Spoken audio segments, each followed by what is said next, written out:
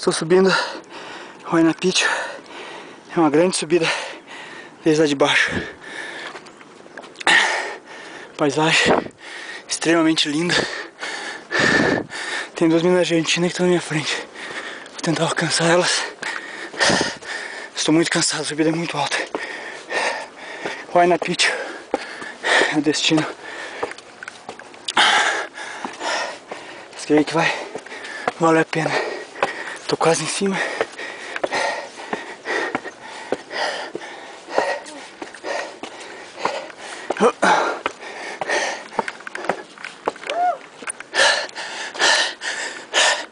Muito bem.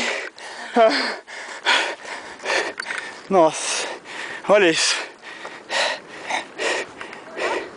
A gente veio a pé desde lá de baixo. Atravessamos aquela ponte que tá lá embaixo. E seguimos a pé. Aqui está Huayna Picchu. Creio que é o topo do mundo. Ali embaixo, Machu Picchu.